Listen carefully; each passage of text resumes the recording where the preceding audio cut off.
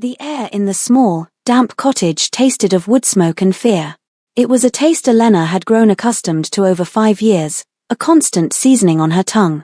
Outside, the perpetual twilight of the Blackwood pressed in, its ancient trees like silent, skeletal sentinels guarding the approach to the vampire capital of Noctis. 6 days now they had been this close enough for the city's oppressive energy to seep into the soil and hum up through the floorboards. Close enough to be a mistake. Elena ran a hand over her daughter's hair, the strands a silken fall of spun moonlight, so like his. Lily was asleep, her small chest rising and falling in the steady, untroubled rhythm of childhood. One of her hands was curled around a carved wooden wolf, its features worn smooth by her constant touch. A pang, sharp and familiar, went through Elena. She had carved it for her, a clumsy replica of the silver signet ring he had worn. A foolish, sentimental act that could get them both killed. 5 years. It felt like a lifetime and a breath. The memory of him was a wound that had never properly healed, a phantom warmth against her skin on the coldest nights. Alaric. His name was a secret prayer she never dared to speak aloud. She remembered the fire in his obsidian eyes, the astonishing gentleness in his hands that could sunder stone but had traced the line of her jaw as if she were the most fragile thing in the world. He had been dying, the venom of a rival's blade a black frost creeping through his veins. She, a human healer living on the fringes of his domain, had been his last resort. For a week, she had fought the poison, her knowledge of herbs and poultices a desperate shield against the encroaching dark. And in that crucible of fever and fear, something else had been forged. A connection so fierce and immediate it had left her breathless. He had looked at her, truly seen her, in a way no one ever had. In the quiet hours when the fever broke, when life had flooded back into him, they had fallen together, a collision of desperation and gratitude and a loneliness neither had known how to name. When she realized she was with child, terror had been a cold hand squeezing her heart. She knew the law. The progenitor's decree was etched in blood and stone, a half-breed was an abomination, a dilution of the sacred bloodline. Such a child was to be unmade upon discovery, its human parent with it. There was no mercy in their law, no room for a love like theirs. Alaric, for all his power, was bound by it. To reveal her secret would have been to force him to choose between his throne and a child the world would see as a monster. It would have been his ruin. And so, she had fled. She had run with nothing but the clothes on her back and the impossible secret growing within her, leaving behind the only man she had ever loved to save the life of his daughter. A floorboard creaked in the other room. Elena froze, every muscle tensing. Lily stirred in her sleep, a soft murmur escaping her lips.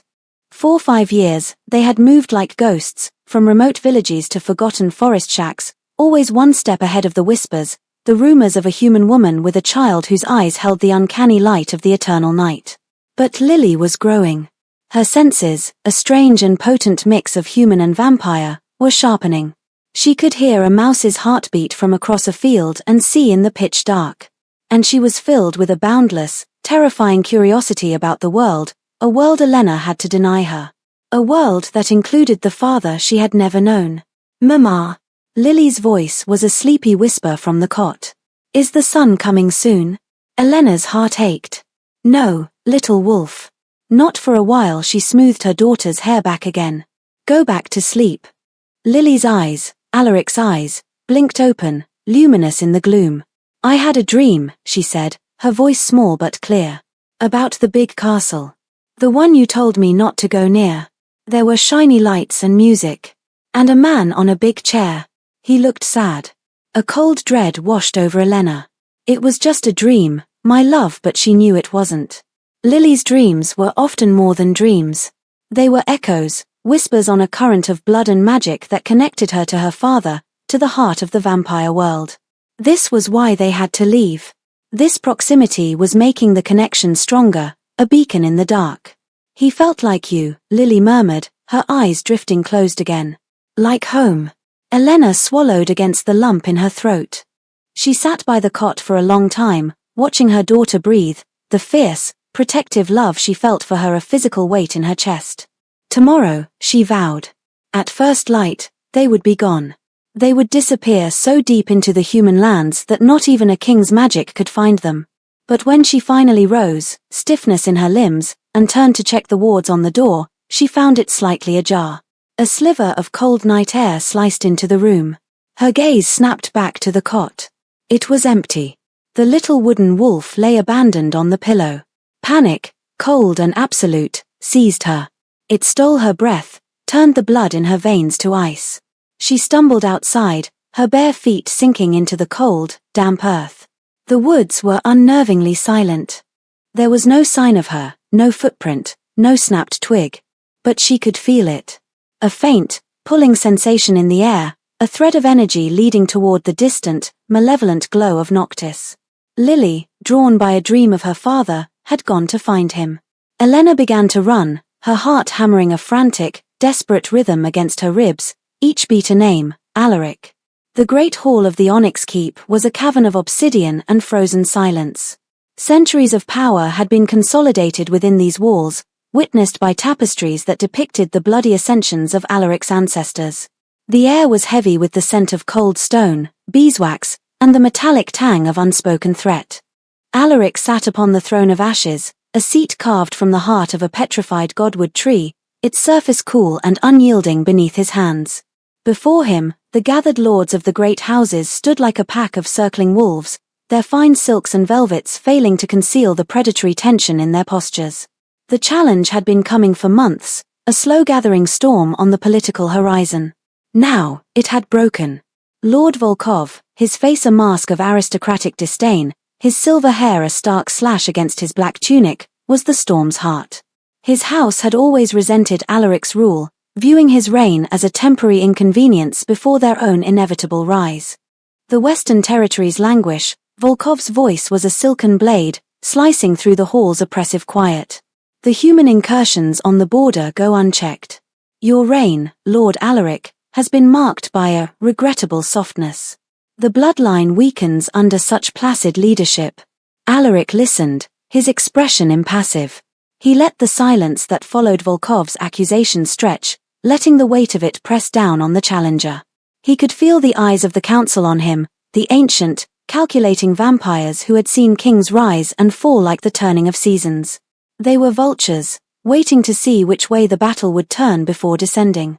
Softness, Lord Volkov. Alaric's voice was low, yet it filled the vast hall with ease, a resonant bass that vibrated in the very stone. Or is it stability you mistake for weakness? Our granaries are full. Our borders have been quiet for 2 decades under my watch. Perhaps your taste for chaos has dulled your memory of what true weakness brings: civil war, famine, and pyres of our own kind. He leaned forward slightly, his gaze pinning Volkov in place. You speak of strength. Let us speak of it. Your house bleeds its coffers on lavish parties while your conscripts starve. You posture and preen, but you have not won a single significant battle in your 100 years. You are a peacock, my lord, rattling feathers to distract from an empty mind. A murmur went through the assembled lords. A direct insult, a glove thrown down. Volkov's face tightened, a flicker of raw fury in his pale eyes before it was sheathed again in cold arrogance. Your insults are as dull as your reign. The law is clear. I find your leadership wanting. I challenge your right to sit the throne of ashes. By the ancient rights, by the lex sanguinis, I demand a vote of no confidence from the council. Should they find in my favor, I will meet you in the circle of judgment. It was the formal declaration. The final move in a game that had been played in shadows for years. Alaric felt a familiar weariness settle over him. He had fought for this throne. He had bled for it. He had spent a century securing it, not for ambition, but because he believed he could build a better, more stable world for his people. A world free from the petty, bloody squabbles of men like Volkov. He had sacrificed everything. He had even let the only warmth he had ever known slip through his fingers, all for the sake of this cold, lonely duty. Elena. Her name was a ghost on his heart. He had searched for her for a year after she'd vanished, his best trackers returning with nothing but whispers and dead ends. He had eventually accepted that she, a mortal woman, had been frightened by his world and had chosen to return to her own. The pain of it had been honed to a fine, sharp point he carried with him always. He was about to respond, to accept the challenge with the cold finality it deserved, when he felt it. A small, tentative tug on the hem of his heavy ceremonial cape, which pulled on the dais around the throne.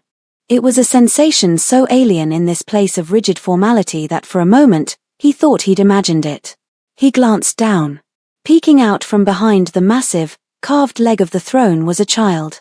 A little girl, no more than 5 years old, with a wild tangle of dark hair and eyes so wide and luminous they seemed to drink the torchlight. She was dressed in a simple, homespun tunic, smudged with dirt, and she clutched a worn wooden wolf in one small hand. For a heartbeat, the entire hall, with its scheming lords and ancient protocols, simply ceased to exist.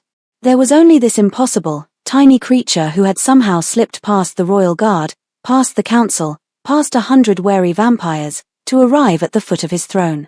Her gaze was fixed on him, a look of profound, unwavering curiosity. There was no fear in her eyes, only a sort of solemn recognition. The silence in the hall was now absolute, a heavy, breathless thing. Every vampire present had frozen, their attention locked on the child. Volkov's mouth was half open, his challenge forgotten. The little girl took a hesitant step forward, her small hand still tangled in the velvet of his cape.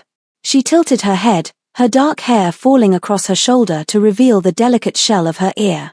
And then, in a voice that was small but carried with unnerving clarity in the cathedral-like silence, she asked a single, world-shattering question.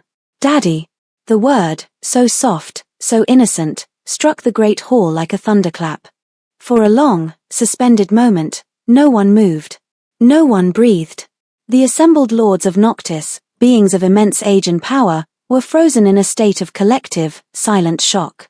The single word hung in the air, an impossible jewel of sound in a cavern of stunned silence. Alaric felt it land in his chest not as a sound, but as a physical blow, knocking the air from his lungs, stopping the slow, steady beat of his vampiric heart. Daddy.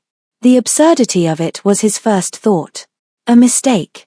A lost human child who had wandered in from the city, mistaking him for someone else. It was the only logical explanation. But then his eyes, accustomed to discerning the most subtle of details, truly took in the child before him. He saw the precise curve of her jawline, a delicate echo of his own. He saw the way her dark, almost black hair held faint, coppery glints under the torchlight, the exact shade of the woman who had haunted his memories for 5 agonizing years. Elena. And her eyes were his. They were the same deep, obsidian black, holding the same faint, silvered light at their core, a trait unique to his bloodline, the line of the progenitors. It was impossible. It was a fever dream. A hallucination brought on by the stress of the challenge. Just as his mind was scrambling for a rational explanation, a frantic movement at the edge of the hall shattered the tableau. Lily. The voice was a choked, desperate cry. Elena. She burst through the massive doors, her face pale with terror, her simple dress torn at the hem from running. Her eyes, wide with a horror that was soul-deep, were locked on her daughter. On Lily, who stood at the foot of the throne, her hand still resting on Alaric's cape.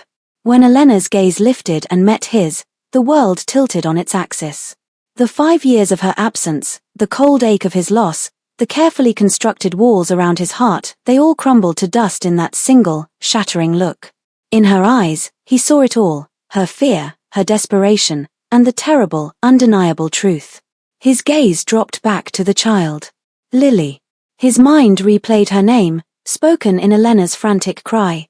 He looked at the girl's face, this tiny being who was a perfect, impossible fusion of himself and the woman he had never stopped loving. The logic was undeniable, a brutal equation of biology and memory. The week they had spent together.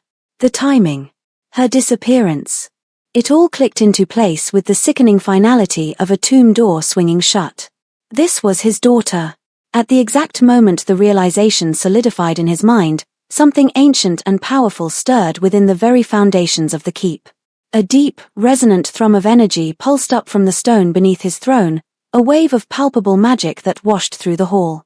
The throne of ashes, which had been cold and inert for his entire reign, suddenly felt warm against his back. A faint, silvery light emanated from the ancient runes carved into its arms, illuminating the child at its base. She was bathed in its glow, and she did not flinch. Instead, she looked up at him, a small, trusting smile gracing her lips. The blood oath. Alaric's breath hitched. It was a legend, a piece of lore so old most believed it was mere metaphor. The throne was not just a seat of power, it was a sentient magical artifact, bound to the progenitor bloodline. It was said that should a true heir of the ruling line, one unrecognized by law but confirmed by blood, present themselves, the throne itself would awaken to acknowledge them. It was a failsafe, a way for the magic of the kingdom to protect its lineage. And this child, his child, had just triggered it. Her innocent presence, her claim of daddy, had been recognized by the oldest magic in the land. She was now bound to the throne, and the throne to her. A collective gasp went through the hall as the lords felt the pulse of magic. They recognized it for what it was. Lord Volkov, his shock finally giving way to a triumphant, predatory gleam, was the first to find his voice.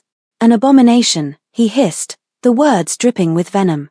He pointed a trembling, accusatory finger at Lily, a half-breed, standing on the hallowed dais of the progenitors.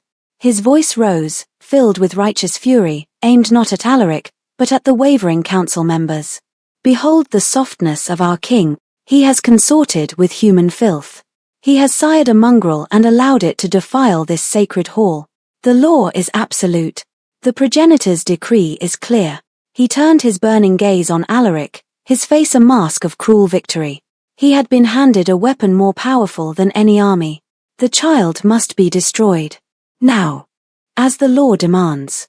Or you, Alaric, can declare your allegiance to this thing. He spat the word. Reject the law, and you reject the throne. The magic that has just acknowledged her will recoil from a king who breaks its most sacred tenets. You will be king no more. The choice is yours. Your crown, or your abomination. The ultimatum hung in the air, as sharp and cold as a headsman's axe. The entire room held its breath, waiting. Elena stood frozen by the doors, tears streaming silently down her face, her body trembling with a terror so profound it was a physical force. Lily, sensing the shift in the room, the sudden wave of malice directed at her, finally looked uncertain. Her smile faltered, and she took a small step back, pressing herself against Alaric's leg. Her small hand, which had been resting on his cape, now clutched it, seeking protection. And Alaric, the king of Noctis, felt that small, desperate grip through the heavy velvet, a tiny anchor in a world that had just been torn apart. He looked from the snarling face of his enemy to the terrified eyes of his lover, and finally down to the face of the daughter he had never known he had. Lord Volkov's words echoed in the sudden, ringing silence of the hall. Your crown, or your abomination. The choice was laid bare, a gleaming, cruel trap. Every lord, every council member, every guard, waited for his answer. Alaric could feel their collective will pressing in on him, the weight of 1,000 years of unbroken law, of prejudice hardened into scripture. The progenitor's decree was the bedrock of their society, the first lesson every vampire child learned: our blood is sacred, our line is pure. To dilute it is the greatest heresy. He had upheld that law. He had passed judgment on others who had broken it, his voice cold and remote as he condemned them, never imagining the sheer, soul-crushing hypocrisy he would one day face. He looked at Lord Volkov, at the undisguised triumph in the man's eyes. Volkov believed he had already won. To reject the child would be to show a weakness so profound, a willingness to sacrifice his own blood for power, that the council would abandon him. To accept her would be to break the sacred law, an act of treason against their entire history, which would force the council to depose him. It was a perfect political checkmate. But Volkov, in his arrogance, had miscalculated. He saw the situation as a political problem. He could not, understand what was happening inside Alaric. For a century, Alaric had been a king, a ruler, a symbol. He had forgotten, perhaps, how to be a man. But in the space of a few heartbeats, that had changed. The sight of Elena, her face a canvas of love and terror, had reignited a part of him he thought long dead. And the feeling of his daughter's small hand clutching his cape, it was a revelation. It was not the touch of an abomination. It was the touch of his child. His gaze swept over the hall, over the hard, expectant faces of his court. He saw the rigid adherence to tradition, the fear of change, the cold comfort of dogma. They were all trapped in the past, shackled to the words of long-dead ancestors who had never conceived of a moment like this. 4 centuries, His people had defined themselves by their purity, by what they were not human, not mortal, not weak. But what, then, were they? Lonely, stagnant beings, clinging to a brittle definition of strength while their hearts turned to dust. He looked at Elena, a silent question in his eyes. Her own gaze was filled with a terrible, pleading despair. She expected him to choose the throne. She had run from him 5 years ago precisely because she believed he would have to, that the law would give him no other option. She had tried to save him from this impossible choice, and in doing so, had borne the entire burden of their love, their daughter, alone. The depth of her sacrifice, her strength, humbled him. Finally, his eyes returned to Lily. She was no longer looking at him with curiosity, but with a dawning fear. She could feel the hostility of the room, a palpable, crushing wave of it directed at her. Her lower lip trembled. She was just a child, caught in a storm she could not comprehend. She was not a political pawn. She was not a legal problem. She was his daughter. And he was her father. It was the simplest, most profound truth in the world. The choice, which to Volkov had seemed so impossible, was no choice at all. What was a crown made of cold metal and lonely duty compared to the warmth of this small hand? What was a kingdom of stone and shadow compared to the light in this child's eyes? He had been a king for 100 years. He had been a father for 5 minutes. And in those 5 minutes, he had discovered a strength he never knew he possessed, not the strength to rule, but the strength to protect. Slowly, deliberately, Alaric moved. He did not speak. Words were for politicians like Volkov. An act, a single, irrefutable act, was what this moment required. He rose from the throne of ashes, the ancient wood groaning softly. The hall held its collective breath. He stepped down from the dais, his heavy cape sweeping behind him. He walked past the petrified form of Lord Volkov, his eyes never leaving the two people who had just shattered his world and rebuilt it anew. He walked toward Elena, his steps steady and sure. The guards tensed, but did not move. He stopped directly in front of his daughter. Lily looked up at him, her fearful eyes searching his. He saw his own face reflected in them, and for the first time, he did not see a king. He saw a father. And then, he did something no one in that hall had ever seen him do, something no progenitor king had done in recorded history. He knelt. He lowered himself onto the cold obsidian floor, bringing himself down to her level, until they were eye to eye. He reached out, his hand a hand that had wielded a sword in 100 battles, shaking almost imperceptibly. He gently, tenderly, brushed a stray lock of hair from her cheek. Her skin was warm, alive. "Hello, little one," he said, his voice softer than he had ever heard it. "I am Alaric.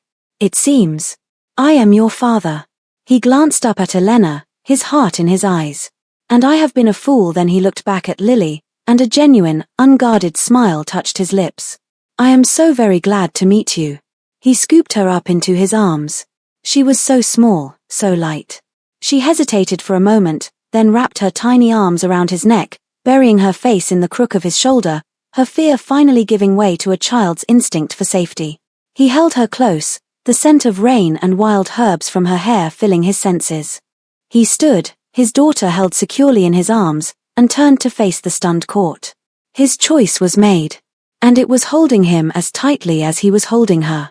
The silence that followed Alaric's actions was of a different quality than before. The shock had curdled into a dangerous, volatile mixture of disbelief and outrage. By kneeling, by embracing the child, Alaric had not just defied the law, he had shattered the very image of his office. Kings did not kneel, especially not to a creature deemed an abomination. Lord Volkov was the first to recover, his face contorted in a sneer of righteous fury. "Treason," he roared, the word echoing off the high, vaulted ceilings. "He embraces the half-breed. He forsakes his crown, his people, his very blood. He is no longer fit to rule." Cries of agreement rose from his supporters, a discordant, angry chorus. "He defies the progenitors. The law is broken. Seize the traitor." The royal guard, who had been standing like statues, shifted uneasily, their hands moving to the hilts of their swords. Their loyalty was to the throne, but the man who occupied it had just committed the ultimate sacrilege. They looked to their captain, a grim, ancient vampire named Marcus, whose face was an unreadable mask of granite. Alaric ignored the rising chaos. His focus was entirely on the small, warm weight in his arms and the terrified woman standing a few feet away. He walked to Elena's side, his body a shield between her and the hostile court. He reached out his free hand and took hers. Her hand was cold as ice, trembling violently, but she gripped his with a desperate strength. "I am sorry, Elena," he murmured, his voice for her ears alone. "I am sorry for the fear you have lived with. I am sorry I was not there." Tears welled in her eyes, but she shook her head. "Alaric, they will kill you. You cannot do this." "They can try," he said, his voice a low growl of absolute certainty. He squeezed her hand, then turned to face the seething assembly, his daughter still held protectively against his chest.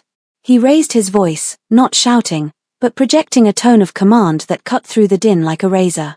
"Silence." The sheer, unadulterated power in that single word was enough to quell the uproar. The guards froze. The lords fell quiet. All eyes were on him, the king who had seemingly lost his mind. "Lord Volkov accuses me of treason," Alaric began, his voice cold and clear. "He speaks of law, of tradition. But he speaks only of the laws that suit his ambition. He has forgotten the oldest law, the one upon which all others are built." He shifted Lily slightly in his arms, so the court could see her face, nestled against his shoulder. "He calls this child an abomination.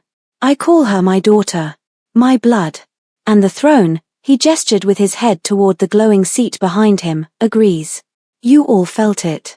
The magic of the progenitors has acknowledged her. It has bound her to the heart of this kingdom. Are you so arrogant, Lord Volkov, to believe your interpretation of the law is superior to the judgment of the throne itself?" Volkov paled slightly but recovered quickly. "A magical anomaly. The presence of tainted blood has confused the artifact. The law is written in stone, not in fleeting pulses of energy. The decree is absolute.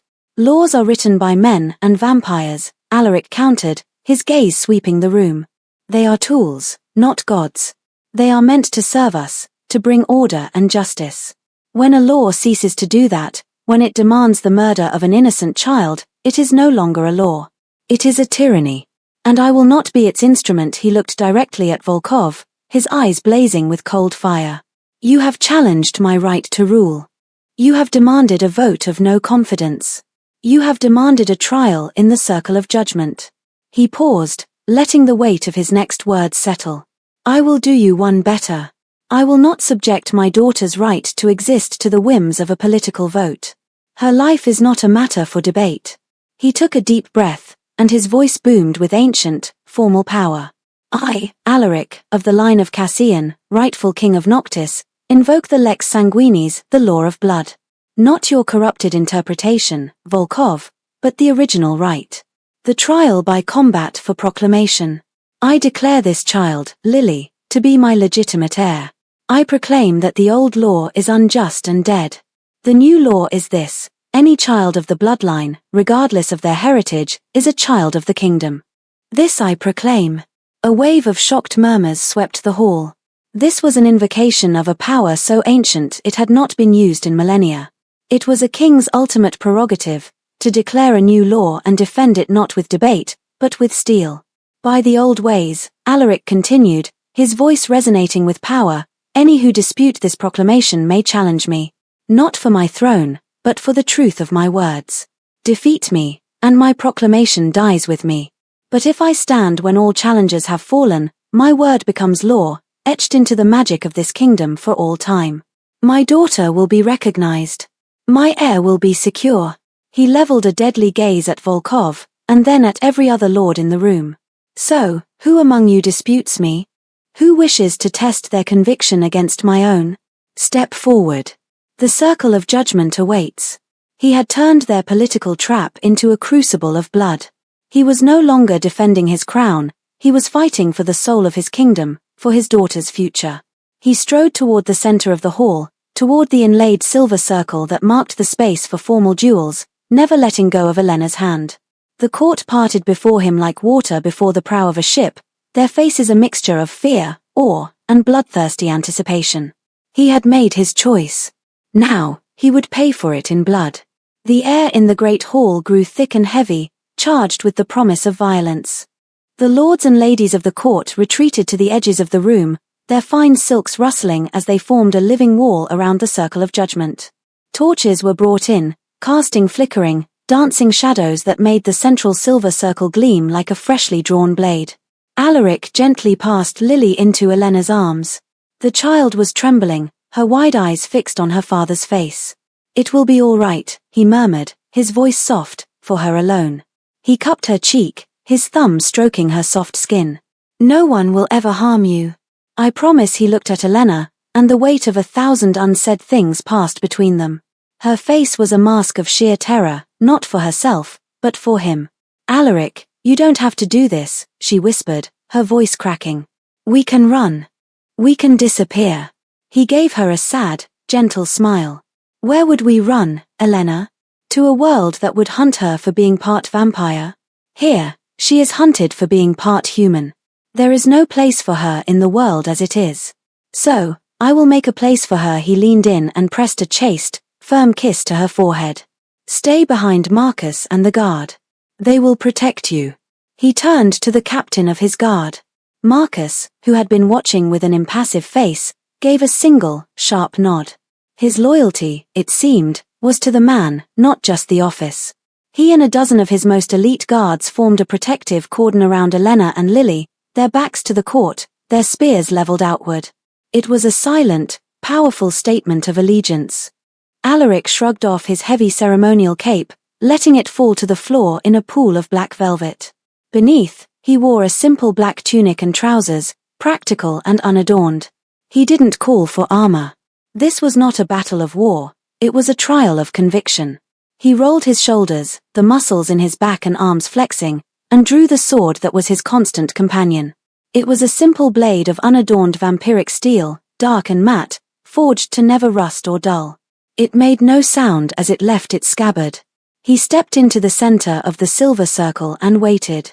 Lord Volkov, his face a thunderous mask of fury at this turn of events, did not step forward himself. He was a politician, not a warrior. But he had warriors who owed him fealty. "Lord Malachi," he barked. "You are the finest swordsman of my house. Defend the honor of our laws. Strike down this heretic." A massive vampire, broad as an oak tree and scarred from 100 battles, stepped forward. Malachi was a brute, known for his overwhelming strength. He drew a gargantuan two-handed greatsword, its polished surface reflecting the torchlight. He gave Alaric a grim, joyless smile. "It is a shame, my lord," he rumbled, his voice like grinding stones. "I always respected you. But the law is the law. Then let us see which law is stronger, Malachi," Alaric replied, his voice calm and even. Malachi roared and charged, his greatsword scything through the air in an arc designed to cleave Alaric in two. The sheer force of the blow would have shattered the shield of a lesser warrior. Alaric did not meet it. He moved like a whisper of smoke, a fluid, economical sidestep that let the greatsword slam into the stone floor, sending chips of obsidian flying. Before Malachi could recover from his overswing, Alaric was already moving. His movements were not born of brute strength, but of centuries of practice, a deadly, efficient grace. He was not a brawler, he was a duelist, an artist of death. His blade darted forward, not at the armored chest, but at the unarmored gap at Malachi's elbow. The tip of his sword severed the tendons there with surgical precision. Malachi bellowed in pain and rage, his sword arm going limp. The great sword clattered to the floor. He tried to swing with his other arm, a clumsy, backhanded blow. Alaric flowed around him, a shadow in the torchlight. His sword seemed to move of its own accord, a blur of dark steel. It traced a single, fine red line across Malachi's throat. The giant vampire froze, his eyes wide with disbelief. He brought a hand to his neck, and it came away wet with his own lifeblood. He gargled, tried to speak, and then collapsed, his massive body hitting the floor with a heavy, final thud. The entire fight had taken less than 10 seconds. A stunned silence fell over the court. They were used to protracted, brawling duels. This was something else entirely. This was an execution, delivered with the cold, detached skill of a master. Alaric stood over the body, his sword held loosely at his side, not even breathing heavily. He had not been fighting for sport or honor. He had been fighting for his daughter's life, and there was no room for anything but lethal efficiency. His gaze lifted, sweeping over the assembled lords, his dark eyes asking a silent question. Who is next? Volkov's face was ashen. He had expected a long, drawn-out battle that would tire Alaric, perhaps even wound him, making him vulnerable for the next challenger. He had not expected this. He had forgotten that before Alaric was a king known for his diplomacy, he had been a warrior who had carved his way to the throne through blood and battle. The twins of House Ravencroft. Volkov snarled, desperate. Challenge him. His proclamation insults your house's legacy. Two vampires, identical in their lean, predatory grace, stepped forward. They moved in perfect, eerie unison, drawing matching curved blades. They were famous for their synchronized fighting style, a whirlwind of steel that had overwhelmed countless opponents. They circled Alaric, one on each side, their movements a mirror image of each other. Alaric did not turn his head to track them. He stood perfectly still in the center of the circle, his eyes half-lidded, his senses extended. He was listening to the scrape of their boots on the stone, feeling the displacement of air as they moved. To the onlookers, it seemed he was unwary, caught between two predators. The twins attacked simultaneously, a perfectly timed pincer movement. Their blades sliced in, aimed to impale him from both front and back. At the last possible second, Alaric dropped. He fell into a low crouch, the twin blades hissing through the air where his chest had been, missing each other by inches. As the twins' momentum carried them past him, Alaric exploded upward. His sword became a blur. It was not a single strike, but two, delivered so quickly they seemed to be one. An upward slash that caught one twin under the ribs, and a spinning reverse thrust that took the other through the back. The two vampires collapsed almost in unison, their synchronized dance ending in a synchronized death. Alaric straightened, his blade dripping. He had not wasted a single movement. There was no flourish, no theatrics. Just the cold, hard geometry of combat. He looked past the bodies of the fallen, his gaze once again finding Lord Volkov. A single drop of dark, vampiric blood fell from the tip of his sword and sizzled on the silver circle. The silence in the hall was now one of dawning terror. They were not watching a duel. They were watching a force of nature. And he was just getting started.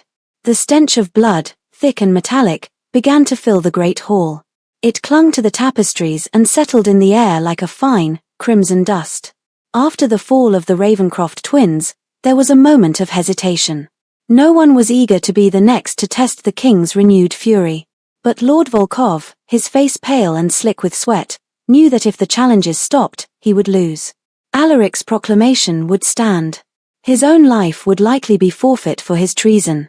"Do you see?" he shrieked, his voice thin and shrill with desperation. "He is a butcher, a tyrant. He murders those who stand for tradition. House Danesti, House Mortain, are you so craven you will let him slaughter the law itself? Attack him. Overwhelm him." Spurred by his words, and perhaps by the collective fear that Alaric, if victorious, would be merciless, for more vampires stepped into the circle. Two were from House Danesti, heavily armored and wielding morning stars, and two from House Mortain, lithe and fast, armed with short swords and daggers. They did not approach him one by one. They had learned from the previous challengers. They spread out, surrounding him, their intent clear, to attack from all sides at once. Alaric's stance shifted. He held his sword in a two-handed grip now, his body coiled like a spring. He was no longer the patient duelist waiting for an opening. He was a predator surrounded, and he would have to become a whirlwind of destruction to survive. The four attacked. The armored warriors swung their spiked morning stars in brutal, crushing arcs, while the faster swordsmen darted in, looking for a gap, their blades flashing like silver needles. For the first time, Alaric was forced onto the defensive. He moved in a tight, controlled circle, his sword a blur of parries. The clang of steel on steel rang through the hall, a chaotic, percussive rhythm. A morning star slammed into the floor where he had been a second before, shattering the stone. A dagger sliced his arm, drawing a line of dark blood. Elena gasped, her hand flying to her mouth. Lily buried her face in her mother's shoulder, whimpering. Alaric felt the sting of the cut, but ignored it. The pain only served to focus him. He could not afford a battle of attrition. He needed to end this quickly. He parried a sword thrust from his left, using the opponent's momentum to spin him into the path of one of the morning stars. The armored vampire, unable to stop his swing, crushed his own ally's skull with a sickening crunch. One down. Before the remaining three could react to the sudden shift, Alaric exploded into motion. He lunged forward, not at the remaining swordsman, but at the second armored brute. His sword thrust was a piston of dark steel, aimed at the small gap in the helmet's visor. The blade punched through the eye slit with horrifying precision. The vampire gargled and fell backward like a felled tree. 2 down. The two remaining challengers, a Danesti and a Mortain, hesitated for a fatal second, their eyes wide with shock at the speed and brutality of Alaric's counterattack. That second was all he needed. He ducked under a wild sword swing from the Mortain, his own blade sweeping low, severing the tendons behind the man's knees. As the swordsman screamed and collapsed, Alaric vaulted over his falling body, his full attention on the last man standing. The final challenger backed away, his face a mask of pure terror. He had come to the circle to uphold the law, to gain favor with a new regime. He had not come to be systematically dismantled by a king possessed by a righteous fury. He dropped his weapon. It clattered on the blood-slicked floor. "I yield," he cried, his voice trembling. "Mercy." Alaric stopped, his sword tip inches from the man's throat. His chest was heaving slightly, his tunic stained with his own blood and that of his enemies. He looked at the terrified vampire, and then his gaze swept the room, meeting the eyes of every lord, every council member. His expression was not triumphant. It was hard, cold, and utterly uncompromising. "There is no mercy for those who would murder a child," he said, his voice dangerously quiet. And with a single, efficient thrust, he ended the final challenger's life. He stood alone in the center of the circle, surrounded by the bodies of the 7 vampires who had dared to challenge his word. The hall was utterly silent, save for the sound of his own breathing and the soft, terrified sobs of his daughter. The initial bloodlust of the crowd had long since evaporated, replaced by a primal, instinctual fear. They were not looking at their king. They were looking at their executioner.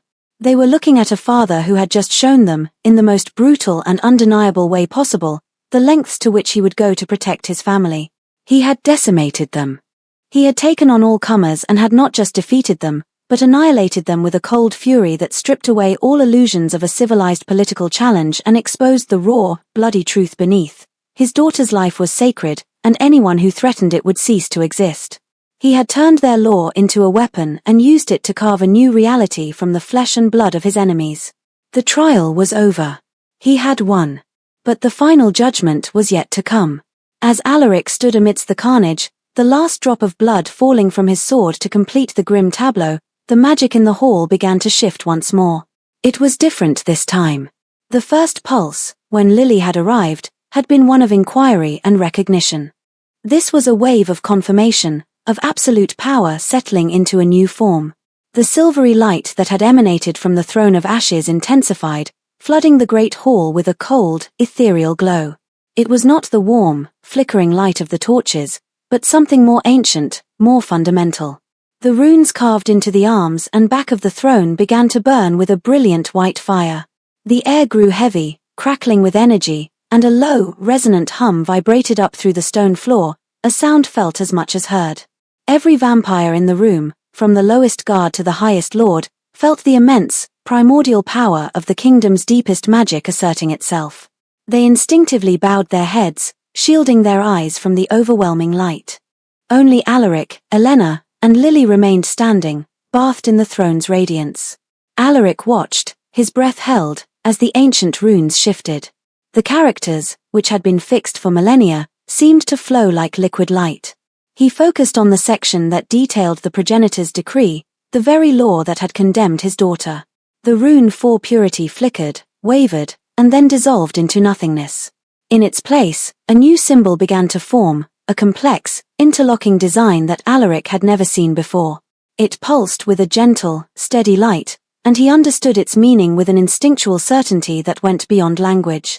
It was the rune for kinship, for belonging. The law had not just been broken, it had been unwritten. The throne itself, the ultimate arbiter of all law and tradition, had accepted his proclamation, sanctified by his victory in the trial. It had absorbed the blood spilled in the circle as a sacrifice and, in return, had forged a new covenant. From this moment forward, the bloodline was not defined by its purity, but by its existence. His daughter was no longer an abomination under the law. She was a recognized heir. The light from the throne coalesced, sending a single, pure beam across the hall. It did not touch Alaric, nor the fallen warriors. It settled gently on Lily, who was still held tight in Elena's arms.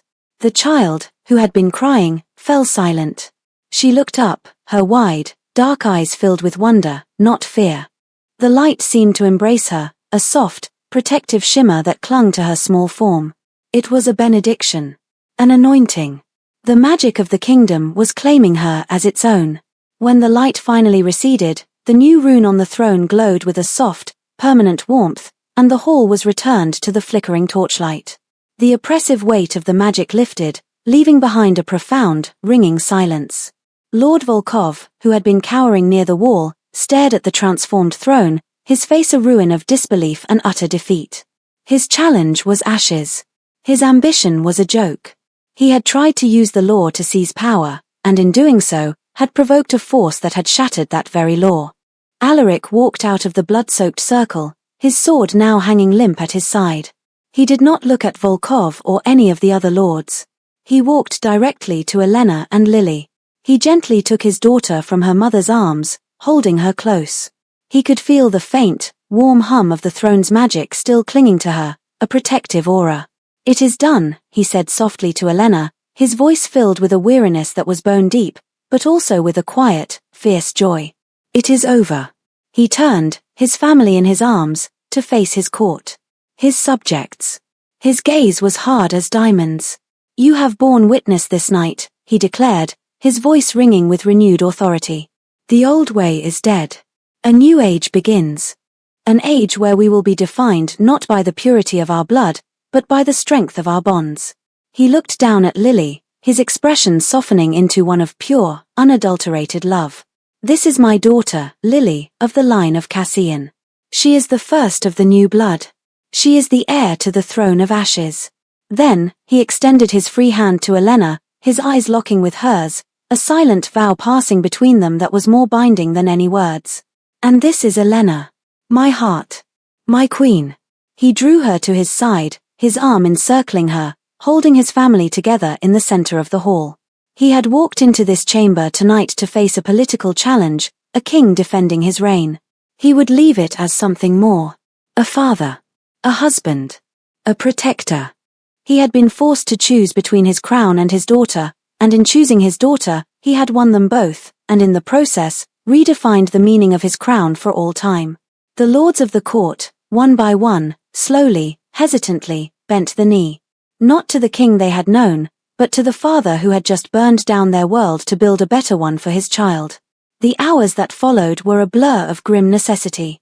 The great hall was cleared, the bodies of the fallen removed with a somber efficiency that belied the seismic shift that had occurred. Lord Volkov and his closest co-conspirators were taken into custody, their treason now undeniable and their fate sealed. The court, cowed and awestruck, dispersed to their chambers to whisper and wonder about the new world they had woken up in. Through it all, Alaric did not let Elena or Lily leave his side. He held his daughter's hand, a constant, grounding pressure, as he gave orders, his voice once again the calm, measured tone of a king, but with an underlying warmth that had never been there before. Finally, when the hall was empty and quiet, save for the royal guards standing sentinel at the doors, he led his family away from the throne room, through winding corridors of black stone, to his private chambers. The rooms were vast and opulent, filled with priceless artifacts and ancient texts, but they felt cold, sterile, and lonely. They were the rooms of a king, not a father.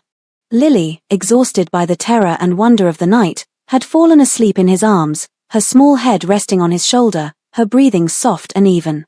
He carried her to his own massive bed, a monstrosity of carved ebony and velvet hangings, and laid her down gently in its center. She looked impossibly small against the vast expanse of dark silk. He pulled a heavy, fur-lined blanket over her, his movements careful, almost clumsy, as if he were afraid this fragile reality might break. Elena stood by the hearth, where a fire had been lit, its flames casting a warm, dancing light that fought back the room's inherent gloom. She watched him, her arms wrapped around herself, her expression a complex mixture of relief, exhaustion, and lingering uncertainty.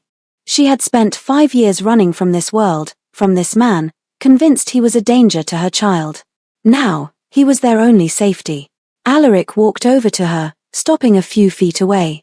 The silence between them was thick with unspoken words, with 5 years of fear and misunderstanding. "You are hurt," she said softly, her eyes fixed on the bloody tear in his tunic sleeve. "It is nothing," he dismissed.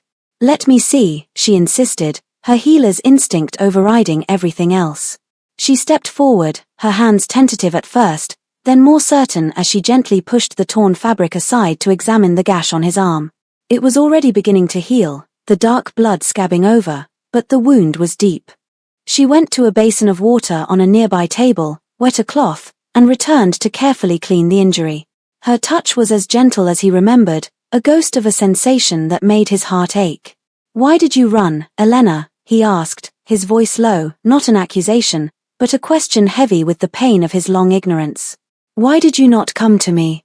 She finished cleaning the wound, her eyes focused on her task, not meeting his. "You know why," she whispered. "The law. I heard the whispers in your court, even during that 1 week. The talk of purity, the punishment for half-breeds. I knew what they would demand of you, what you would be forced to do. You thought I would let them harm you? Harm our child?" The hurt in his voice was raw. She finally looked up, her eyes swimming with unshed tears. "I didn't know what you would do. I knew what the king would be required to do. I couldn't put you in that position. I couldn't make you choose between your entire world and a child you didn't even know existed. It would have been your ruin. My leaving, it was the only way I could think of to protect you both."